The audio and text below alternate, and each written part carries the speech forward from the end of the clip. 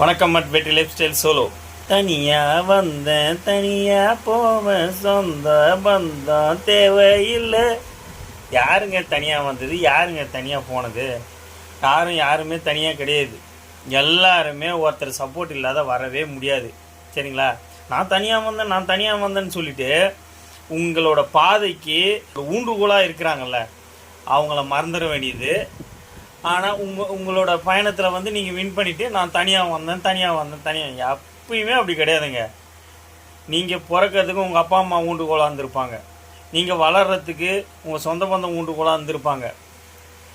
நீங்கள் வேலை செய்கிற இடத்துல யாரோ ஒருத்தர் 2 பேர் ஃப்ரெண்ட்ஸ் யாருன்னா ஊண்டுகோலாக இருந்திருப்பாங்க. ஒரு சின்ன விஷயத்துக்காவது அவங்களுக்கு உபயோகப்பட்டிருப்பாங்க. யாராவது எந்த விஷயத்துலையாவது நீங்கள் போகும்போதும் 4 பேர் ஊண்டுகோலாக தான் இருப்பாங்க.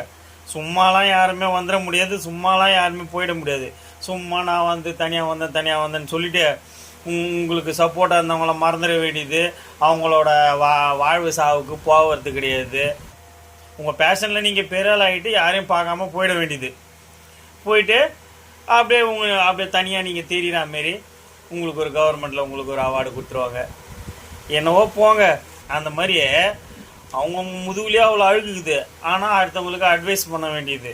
உங்களுக்கு யார் குழந்தையிலேருந்தே உங்களுக்கு யார் உறுதுணையாக இருந்தாங்க? அவங்களுக்கு சப்போர்ட் பண்ணுறதில்ல, சட்டை பண்ணுறதில்ல. அவங்க வீட்டில் யாருன்னா இறந்துட்டாங்கன்னா அவங்க சாவு கூட போகிறதில்ல. உங்கள் ஃபீல்டில் இருக்கிறவங்களையும் மதிக்கிறதில்ல. நான் சொல்கிறதுக்கு இதுக்கு ஒன்றுமே இல்லை இதுக்கு மேலே. ஆனால் இப்போ நீங்கள் யாரையும் கண்டுக்கு போகிறது கிடையாது. யாரும் இந்த தனியாக வந்தவங்களாம் யாரும் கண்டுக்கு போகிறது கிடையாது. ஏன்னா பெரியாள் ஆகிட்டாங்க. அவங்க பெரியாள் ஆகிட்டு அவங்களுக்குன்னு ஒரு தனி அடையாளம் வந்தவொடனே என்ன பண்ணுவாங்க? அட்வைஸ் பண்ண வேண்டியது.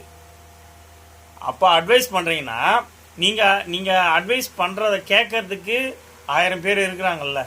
அவங்க பின்னால் சொல்லுவாங்களா, நான் இவரை பார்த்து தான் நான் இன்ஸ்பயர் ஆனேன்னு? அதுதான் ஃபேக்கு. உங்களை பார்த்தெல்லாம் இன்ஸ்பயர் ஆகலை யாரும். சரிங்களா? நீங்களே ஒரு ஃபேக்கு. உங்களுக்கு உறுதுணையாக இருந்தவங்கள கைட்டி விட்டு வரீங்க. அப்புறம் உங்களை பார்த்து எதுக்கு நாங்கள் இன்ஸ்பயர் ஆகணும்?